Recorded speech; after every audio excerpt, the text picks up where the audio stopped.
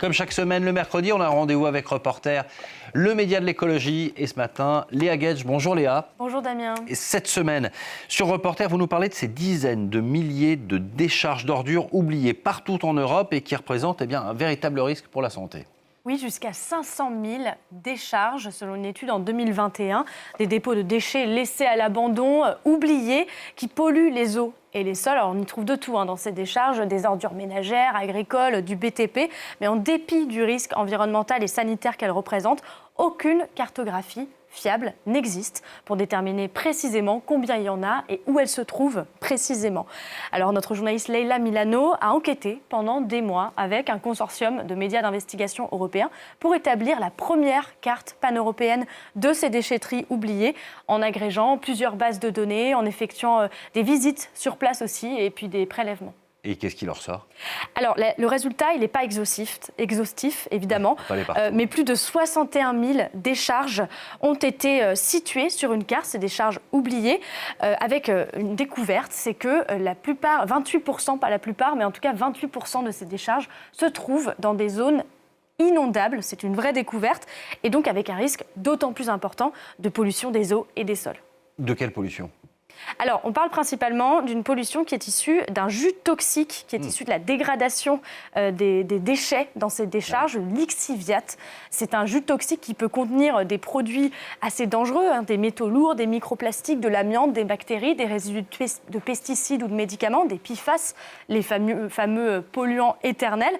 Au fil des précipitations et des inondations, ces polluants peuvent s'infiltrer dans les sols, dans les cours d'eau, dans les champs et se retrouver dans l'eau du robinet, l'eau qu'on boit, puisque au moins 9400 de ces décharges identifiées au niveau européen se trouvent justement dans des zones de captage d'eau potable. Alors, donc cette enquête, elle porte au niveau européen. Qu'est-ce qu'on sait en France de la situation ?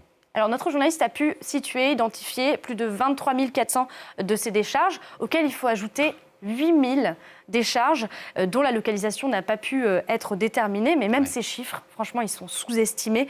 Et ce sont souvent en fait les ONG et des militants isolés qui se chargent de trouver ces décharges en France et ailleurs.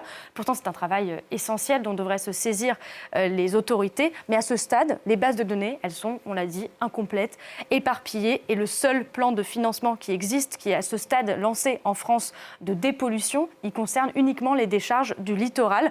Alors, il y a urgence, parce que la pollution, elle est là. Et en plus, ça risque de s'aggraver avec l'augmentation des risques d'inondation sous l'effet du réchauffement climatique. Voilà, tout cela est à retrouver sur Reporter, reporter.te2re.net, avec notamment la carte pour localiser ou tenter de localiser les décharges qui sont connus. On va rester dans le thème des déchets et plus précisément de nos vieux équipements électriques et électroniques parce qu'une grande partie d'entre eux, en fait, on ne le sait pas.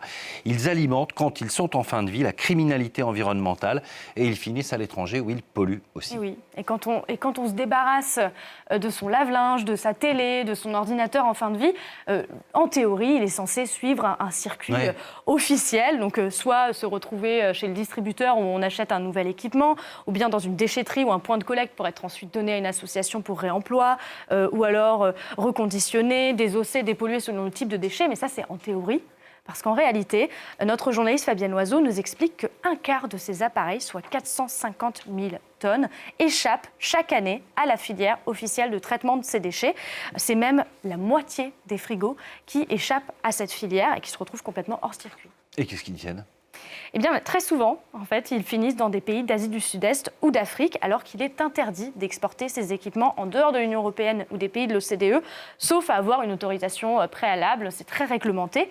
Alors, comment ils se retrouvent dans ces pays-là ? Eh bien, au travers, vous l'avez dit, d'un trafic illégal, très lucratif, puisque ces équipements contiennent des métaux assez précieux, l'inox, le cuivre, l'aluminium, qui peuvent rapporter gros. Selon une étude en 2015 d'Interpol, chaque année, au niveau mondial, le trafic de ces déchets pourrait générer autant de profits que le trafic de drogue.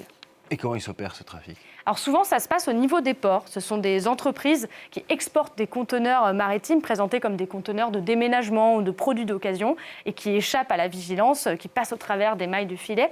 Par exemple, au port du Havre, en France, les douaniers ont découvert des tonnes de produits électroménagers et automobiles à destination du Mali et de la Guinée. Alors c'était des vieux frigos, des moteurs de voitures, des motos, des batteries qui étaient déclarés à la douane comme des effets personnels pour faire croire proie justement à des déménagements. Voilà, et il y a régulièrement, visiblement, des conteneurs qui traversent la Et on n'en Méditerranée parle avec pas marqué déménagement dessus, alors que c'est complètement faux.